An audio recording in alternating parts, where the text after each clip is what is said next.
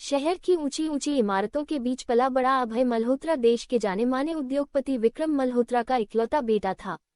बचपन से ही उसने वह सब कुछ देखा था जो पैसे से खरीदा जा सकता है, महंगी कारें, विदेशी स्कूल, 5 सितारा होटल, नौकर चाकर और हर वह सुख जिसे लोग सपना कहते हैं। लेकिन इन सब के बीच अगर किसी चीज की कमी थी तो वह था अपनापन और सादगी। अभय पढ़ाई में होशियार था पर घमंडी नहीं। उसके पिता चाहते थे कि वह उन्हीं की तरह बिजनेस संभाले, जबकि अभय का मन लोगों से जुड़ने में था। वह अक्सर कहता, पापा, पैसा जरूरी है पर इंसानियत उससे भी ज्यादा। विक्रम मल्होत्रा हंसकर टाल देते। एक अनोखी मुलाकात। दिल्ली की एक सामाजिक संस्था में किसी कार्यक्रम के दौरान अभय की मुलाकात सीमा से हुई।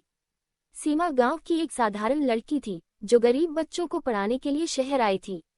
उसके कपड़े सादे थे, भाषा सरल थी, पर आंखों में आत्मसम्मान और चेहरे पर आत्मविश्वास था।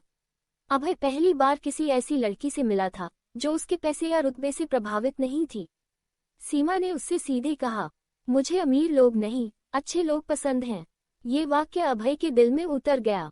धीरे धीरे दोनों की मुलाकातें बढ़ने लगीं। अभय को सीमा की सोच, उसकी सादगी और उसके संघर्षों की कहानियां बहुत भाती थीं। सीमा ने बताया कि वह उत्तर प्रदेश के एक छोटे से गांव नंदपुर की रहने वाली है। उसके पिता किसान हैं, माँ सिलाई का काम करती है और पूरा परिवार गरीबी में भी ईमानदारी से जीता है। कुछ महीनों बाद अभय ने अपने माता पिता से कहा, मैं सीमा से शादी करना चाहता हूँ। ये सुनते ही घर में तूफान आ गया। एक गांव की गरीब लड़की, हमारी इज्जत का क्या होगा, रिश्तेदार क्या कहेंगे। अभय की माँ ने रोते हुए कहा, बेटा, तुम्हें पैसों की कीमत नहीं पता। अभय शांत स्वर में बोला, माँ, मुझे इंसान की कीमत पता है। बहुत विरोध हुआ पर अभय अपने फैसले पर अडिग रहा। अंततः समाज और बेटे की जिद के आगे मल्होत्रा परिवार को झुकना पड़ा।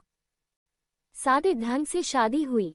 शहर के लोग फुसफुसाते रहे, अमीर घराने का लड़का गांव की लड़की से शादी कर रहा है। पहली बार ससुराल जाना। शादी के कुछ महीनों बाद सीमा बोली, अभय, एक बार मेरे गांव चलो, माँ बाबा बहुत याद कर रहे हैं। अभय मुस्कुराया, जरूर, मैं आऊँ। लग्जरी कार जब कच्ची सड़कों पर पहुंची तो धूल उड़ने लगी। चारों ओर खेत, मिट्टी के घर और सादगी भरी जिंदगी दिख रही थी।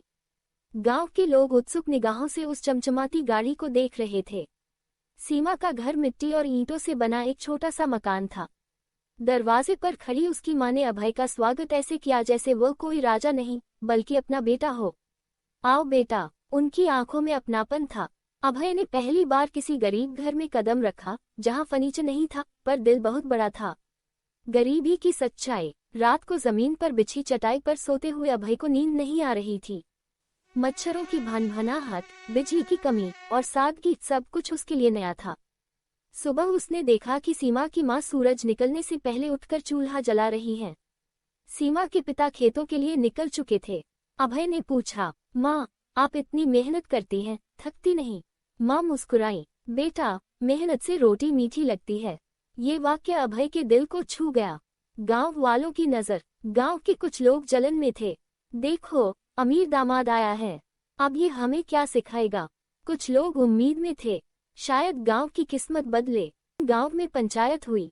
कुछ लोगों ने कहा, अमीर दामाद होकर भी यह हमारे जैसा क्यों रहता है। तभी सीमा के पिता बोले, अमीर वही होता है जिसके दिल में घमंड न हो। धीरे धीरे अभय ने गांव के लिए कुछ करने का फैसला किया। उसने अपने पैसों से नहीं बल्कि सरकारी योजनाओं की जानकारी देकर लोगों की मदद शुरू की। में गया, किसानों से मिला, बच्चों से बातें की। उसने देखा कि गांव में स्कूल तो है पर शिक्षक नहीं आते, अस्पताल दूर है। उसने स्कूल के लिए शिक्षक मंगवाए, बच्चों के लिए किताबें दिल। छोटा सा स्वास्थ्य केंद्र खुलवाया। अभय ने कभी अपनी अमीरी का दिखावा नहीं किया। उसने सीखा कि गरीबी पैसे की नहीं, सोच की होती है।